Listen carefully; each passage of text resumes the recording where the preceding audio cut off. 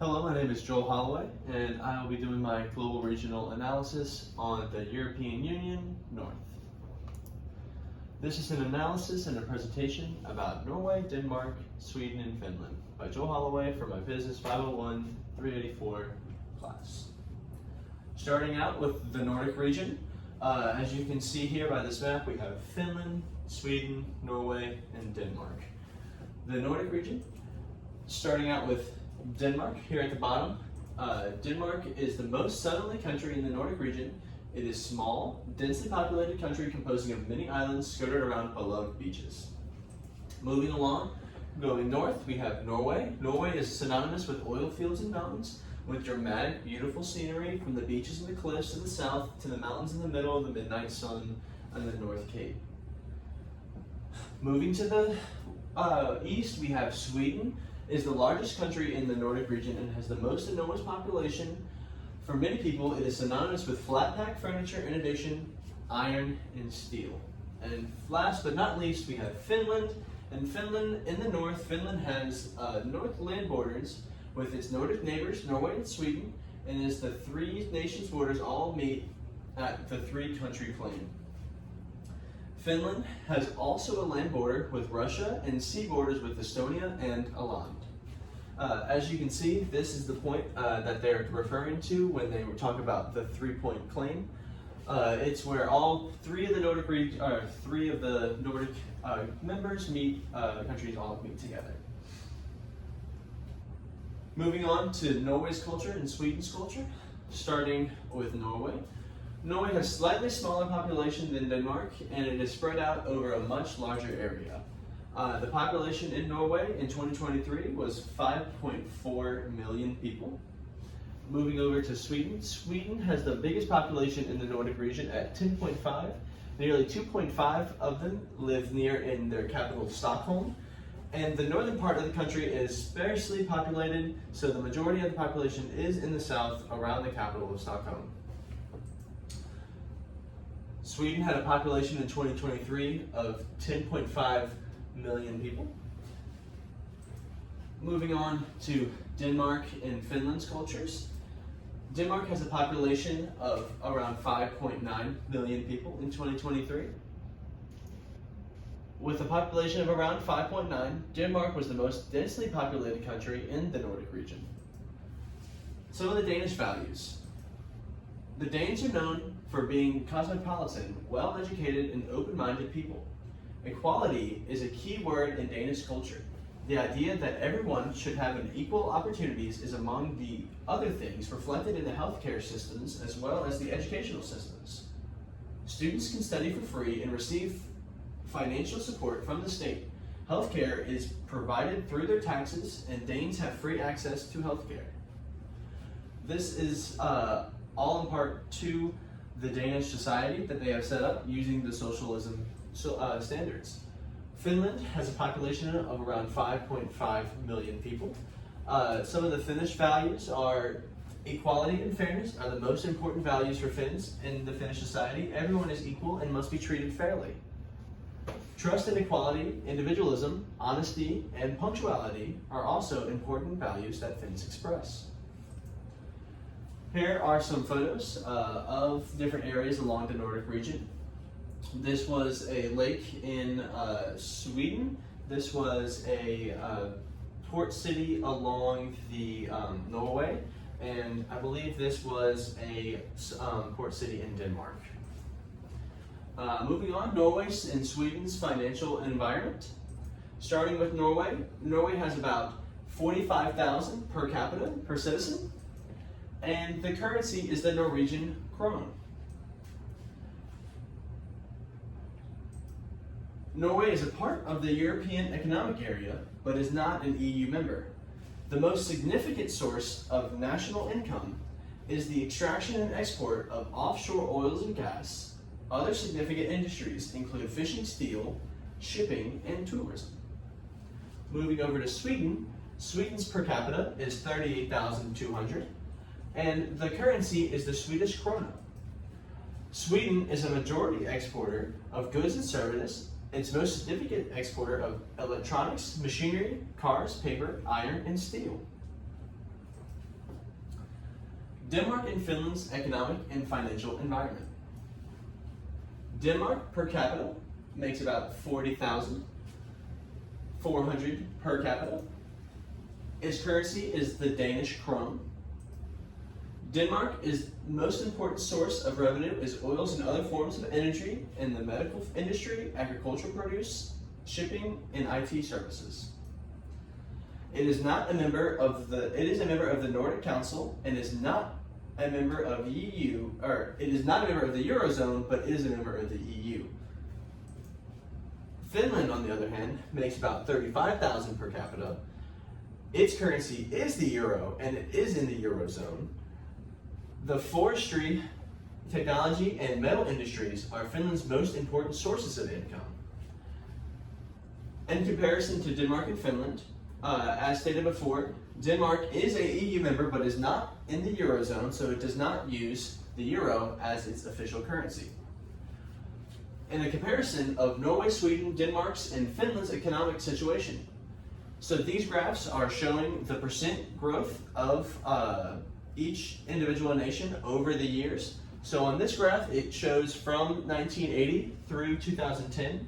And as you can see, the lowest it got were during points of recession. Most recently on this graph would be the 2008 recession, pointed out by this major dip in GDP growth.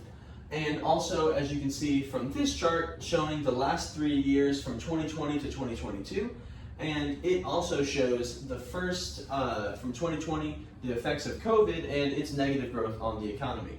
However, after COVID, the markets did manage to bounce back and provide healthy growth onto the next year.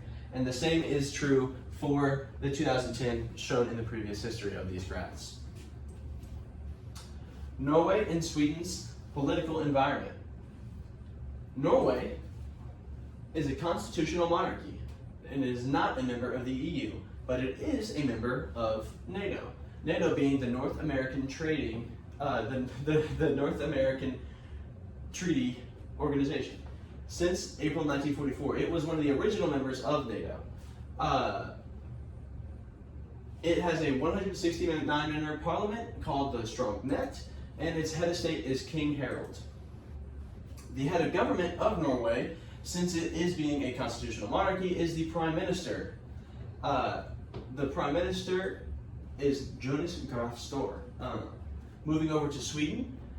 Sweden is a constitutional monarchy as well and is a member of the EU since 1995 and is not a member of NATO.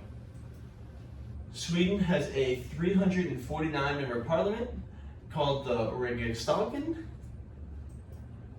and Sweden's head of state is King Carl. The head of government is the Prime Minister, Ulf Kristersson. As stated before, both Sweden and Norway are both constitutional monarchies and do thus have parliaments and heads of state of political kings and queens. Moving on to Denmark and Finland.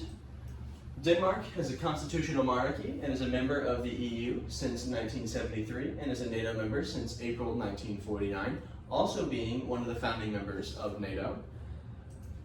Denmark has a 179-member parliament called the Folketinget. The head of state for Denmark is the Queen Margaret, and the head of the government is the Prime Minister, Mette Frederiksen. Moving along to Finland. Finland is a republic and is a member of the EU since 1995 and has been a member of NATO since April of 2023, one of the most recent members to join NATO. Finland has a 200-member parliament called the Riksdagen, or the Riksdagen, because that was probably really bad pronounced, but both of these are the official language of Finland, and so they are both considered the proper pronunciation of the word. The head of state is President Sauli Niinisto, and the head of government is Prime Minister Sanna Marin.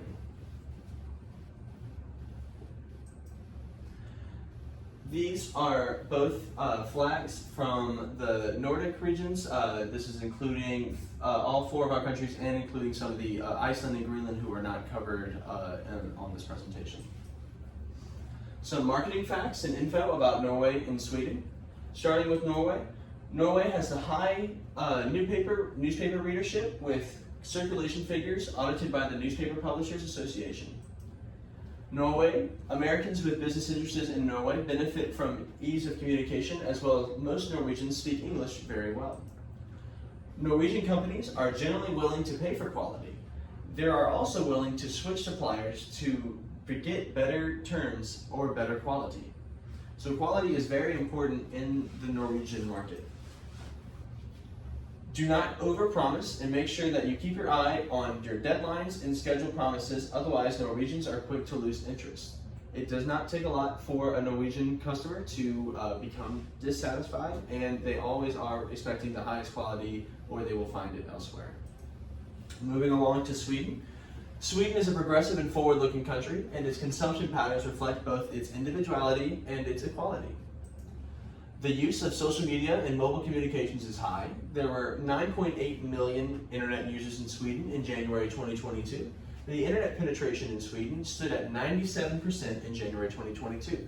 So 97% of the population in Sweden had access or been exposed to the internet as of 2022. Sweden is the main products that Sweden purchases is the electronics, clothing and shoes, books, furniture, DIY products, sports, games. Although consumers are relatively open to international brand, Sweden's favorite brands are its national, domestically produced products. Moving along, marketing info for Denmark and Finland, starting with Denmark.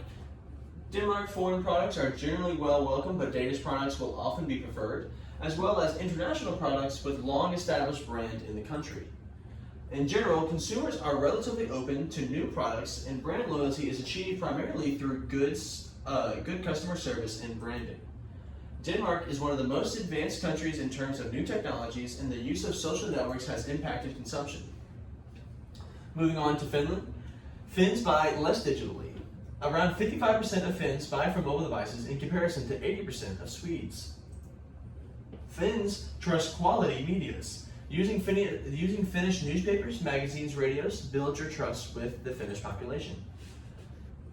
Facts and values appeal to the Finnish population. Finns appreciate facts. They are information seekers. If they cannot find enough information, they move on.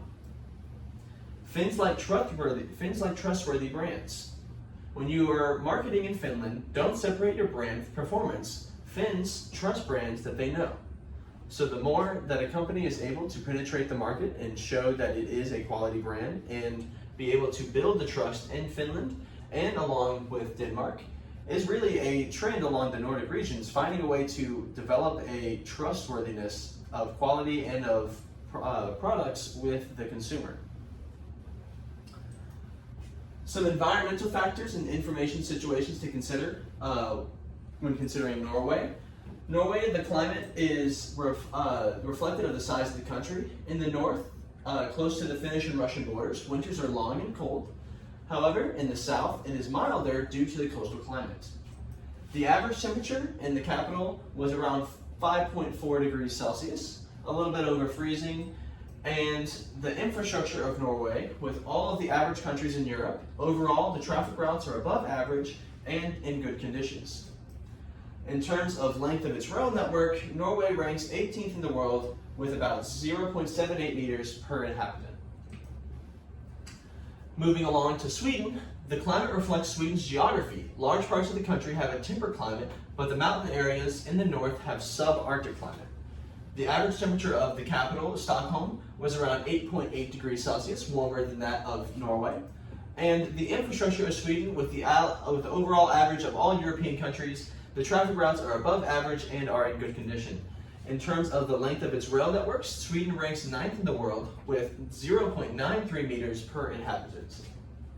Now, the reason why the infrastructure is important is it does allow for transportation of goods to move through the country along with how consumers will be able to get to certain places. So if there is a lot of pedestrian travel or access to pedestrian moving railways or cargo moving railways are big factors when looking at in a new market. Moving along to Denmark and Finland, starting over with Denmark. Denmark is the average temperature is around 16 degrees Celsius in the summer and around 0.5 degrees Celsius in the winter. Precipitation is at its highest in September and October, and the November lowest in February and April. The average temperature of its capital, Copenhagen, was around 10.7 degrees Celsius. And the infrastructure of Denmark, with all over averages in Europe considered, there are above average and in good condition. In terms of the length of its rail network, Denmark ranks 26th in the world with 0.59 meters per inhabitant. Finland, on the other hand, precipitation in its capital was around 648 millimeters.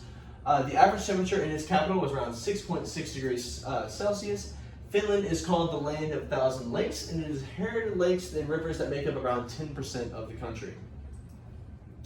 The infrastructure of Finland, with the all-over average of all other countries in Europe, the overall traffic routes are above average and are in good condition. The terms of the length of the rail network, Finland ranks 5th in the world with 1.7 meters per inhabitant, the most out of any of the Nordic regions covered today. In conclusion, Finland, Norway, Denmark, and Sweden are very interesting countries and have actually taught me a lot about a different culture that I wasn't too familiar with. I definitely think it would be very interesting to go tour the Nordic region and to learn more about its history and its advanced culture with a lot of its heritage in fishing and its heritage with Vikings and stuff like that. So this is my references. Thank you for your time.